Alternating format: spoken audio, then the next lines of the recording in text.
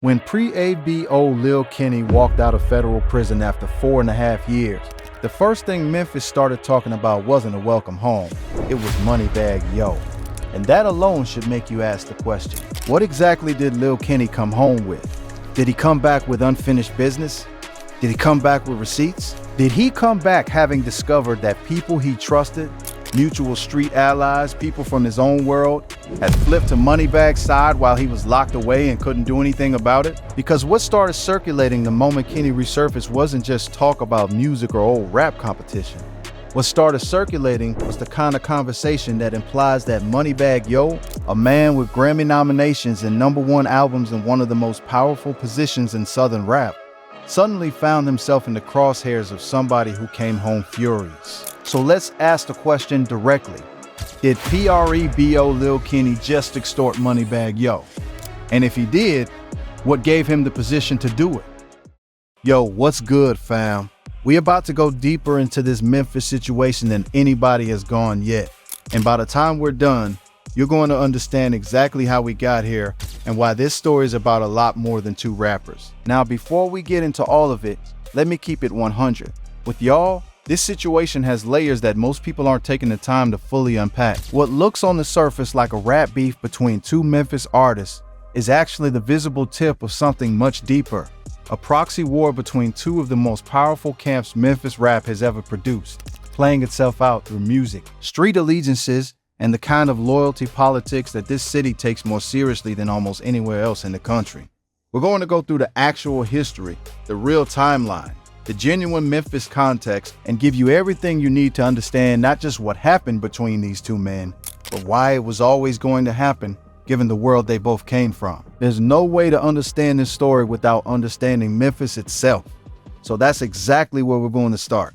To understand who pre-BEO Lil Kenny is and why his name carries the weight it does, you have to understand South Memphis at a ground level. Not the South Memphis that gets referenced casually in rap lyrics or mentioned in passing in music documentaries, but the actual community, the streets, the crews, the network of relationships and loyalties that form the living foundation of everything that comes out of that part of the city, musically and otherwise. South Memphis has always been one of the most tightly knit and fiercely identity-driven communities in the entire city. The people who come from there carry it with them everywhere they go, and they are expected to represent it in everything they do publicly. There is no separating yourself from South Memphis once it has shaped you. It becomes part of how you move, how you think, how you handle business, and how you respond when you feel like the people around you haven't honored what that community demands. Lil Kenny is a co-founder of Young Mob, one of South Memphis's most deeply rooted street crews. That is not a promotional title or a rap name affiliation. That is a founding position inside an organization with real history, real community ties, and real stakes attached to membership and leadership within it. Young Mob's identity was never constructed around chasing commercial success or mainstream validation. It was built around neighborhood authenticity, the kind of loyalty that the streets recognize as non-negotiable, and a code that South Memphis has always enforced in its own way on its own timeline. As a co-founder of that organization, Lil Kenny's standing in that world goes beyond music entirely. His credibility is structural. It's rooted in who he is and what he built inside that community, not in how many records he sold or how many features he landed with mainstream artists. That foundation is exactly what made his alignment with young Dolph's world feel completely organic to everyone watching from inside Memphis. Because Dolph, before his murder in November 2021, represented the same South Memphis philosophy on a much larger public stage. Paper Route Empire was built on a foundation of radical independence, defiance of traditional industry power structures, and an absolutely uncompromising commitment to doing things entirely on his own terms. Dolph turned down major label offers publicly and repeatedly. He built his own distribution infrastructure.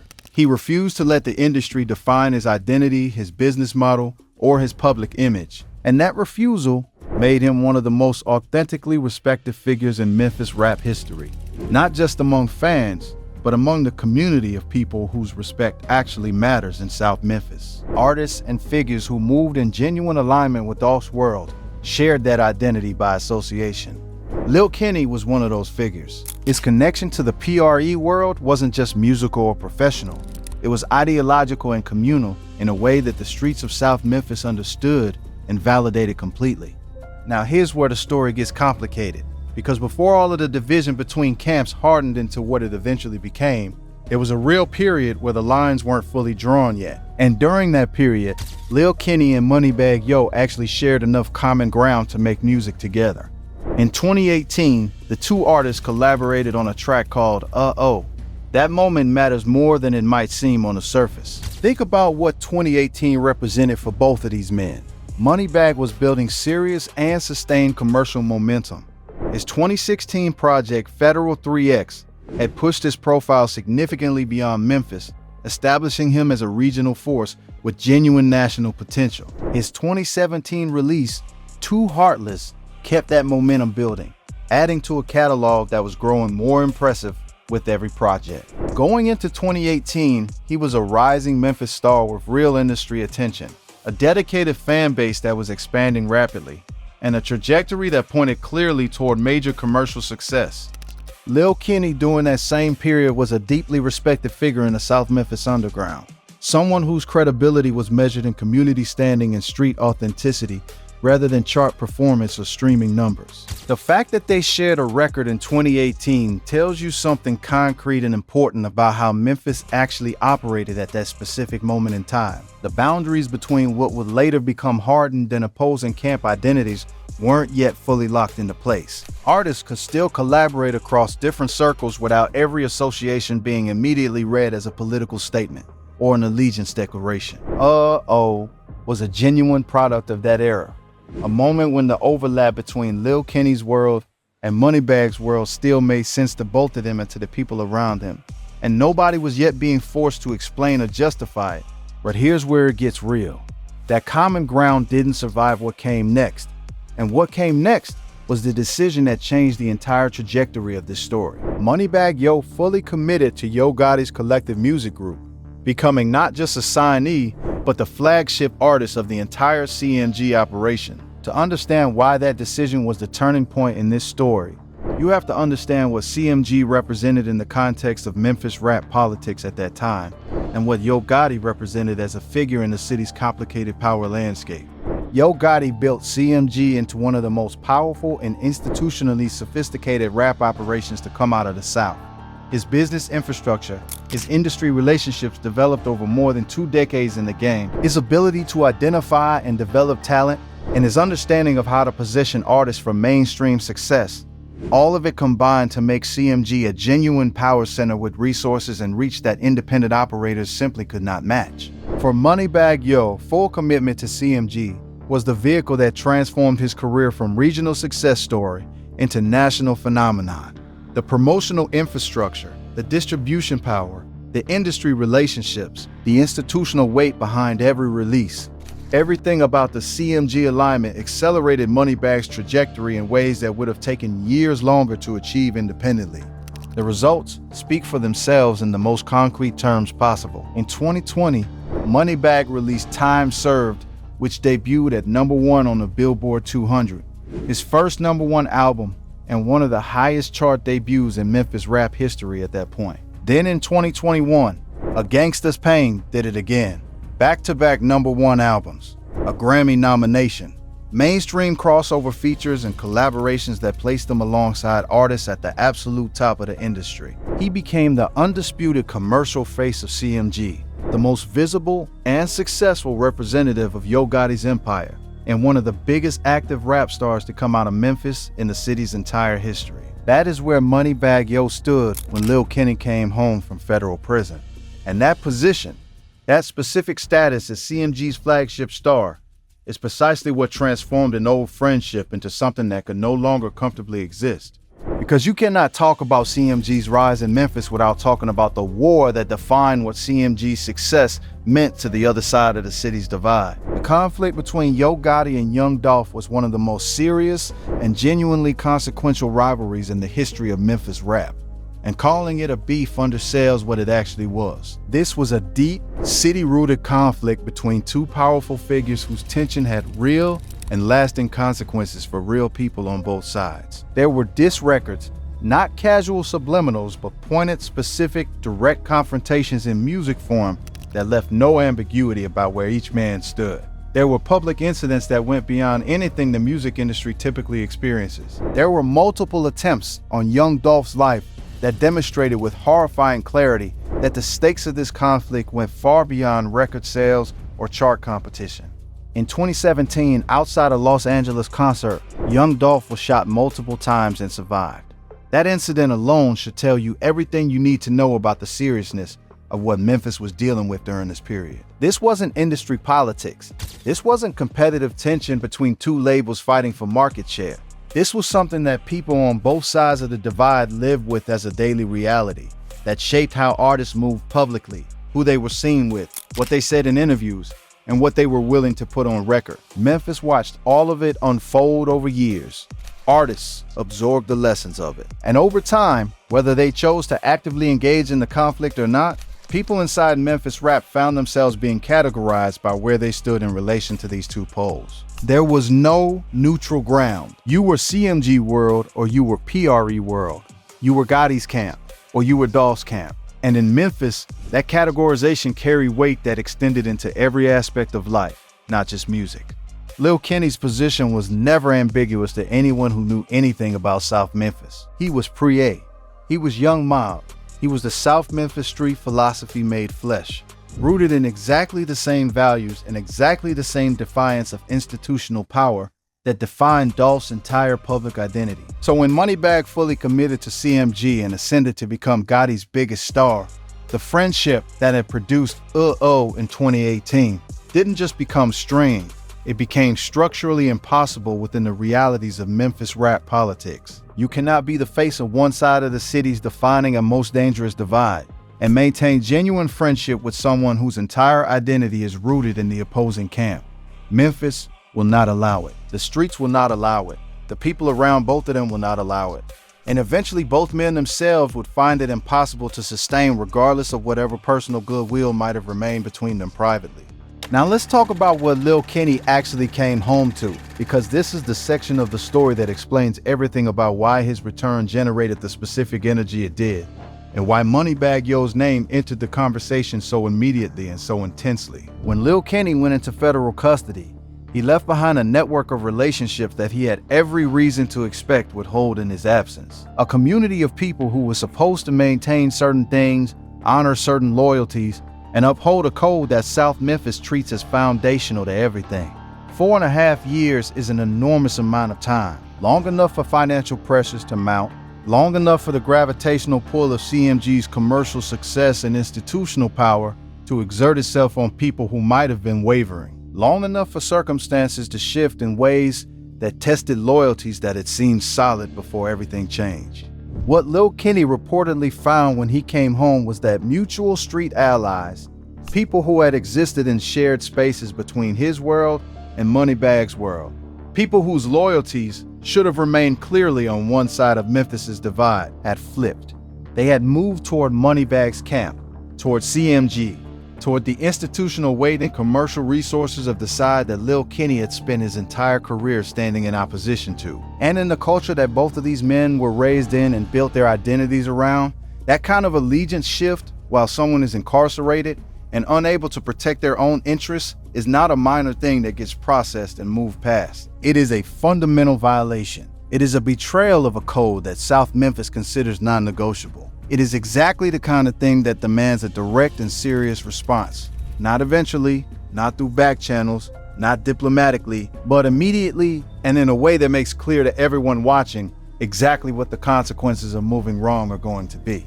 That fury, that specific post-release fury about discovering that people had flipped to the CMG side while he was locked away, is what transformed the existing and long-running tension between the PRE world and the CMG world into something pointed directly and personally at Moneybag Yo. Because Moneybag as the CMG flagship, as the most visible and commercially successful representative of the side that these former allies had chosen, became the natural and inevitable focal point for everything Lil Kenny had come home carrying. The beef that followed wasn't abstract camp rivalry anymore. It was personal. It was about specific people making specific choices, and about the man who represented the world those people had chosen when they were supposed to hold something down for someone who couldn't hold it down himself. The music that came from Lil Kenny after his release reflected exactly that energy, and Memphis heard it with the clarity that only people raised inside that tradition can bring to that kind of listening. Memphis rap has always communicated through subliminal diss tracks, records that are precise enough for the intended audience to decode perfectly, while maintaining enough surface ambiguity that no name has to be stated explicitly for the sake of public deniability. That tradition goes back to the very foundation of Memphis's rap culture. It is one of the city's primary musical languages, a form of communication that operates on multiple levels simultaneously. Entertainment for the general audience, direct messaging for the specific people the record is aimed at, and a public declaration of position for everyone in the city who understands what they're actually hearing.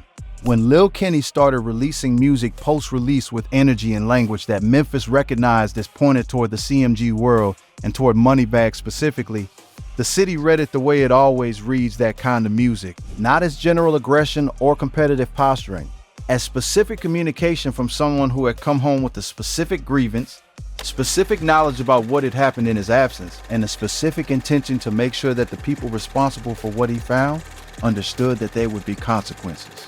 The Subliminals landed with that clarity. The streets knew. The people in the middle who had made choices during his absence knew. And Moneybag Yo, sitting at the top of the commercial world while all of this was circulating in South Memphis, knew too. The real kicker, though, is what this situation reveals about the limits of commercial success as insulation from street accountability. Because Moneybag Yo, by the time Lil Kenny came on, was operating at a level that should theoretically have placed them beyond the reach of the kind of pressure that gets applied at the street level in South Memphis. 2 #1 albums, Grammy nominations, a business operation extending into brand partnerships and investments beyond music, an institutional backing in CMG that represented some of the most significant resources in Southern rap. By every industry metric, Moneybag Yo was untouchable. And yet the conversation that emerged from Lil Kenny's return suggested that none of that commercial armor actually protected him from what was coming from the streets he originally came from. That's the statement this situation makes that goes beyond just these 2 individuals. Commercial success in Memphis has never been a shield from street accountability. The streets don't read Billboard charts. The streets don't care about Grammy nominations. The streets keep their own records in their own language on their own timeline. And when those records show that someone has benefited from a situation that left other people holding consequences they shouldn't have had to hold alone, the accounting that follows doesn't get canceled by commercial elevation. It gets applied regardless. And the fact that it apparently got applied to someone at Moneybag's level is precisely what made this story resonate so widely and so deeply. For y'all who might not fully understand what extortion means in this specific cultural context, let me be clear about what's being implied. This isn't necessarily about a formal transaction with explicit demands written down somewhere. In the world this story lives in, pressure takes many forms and operates through many channels. It can be a direct conversation between people who understand each other's language completely. It can be music that communicates leverage clearly enough that the target knows exactly what they're looking at. It can be a public reemergence that signals to the entire city that someone has come home with information, with history, and with the standing to use both. In Memphis, that kind of pressure doesn't need a formal announcement. It needs to be understood by the right people in the right rooms. And everything surrounding Lil Kenny's return suggests that understanding landed exactly where it was intended to land. At the end of the day, this situation comes down to what Memphis has always come down to: loyalty, and what happens when it breaks. Lil Kenny went away. People moved. Allies flipped toward the commercial power of CMG.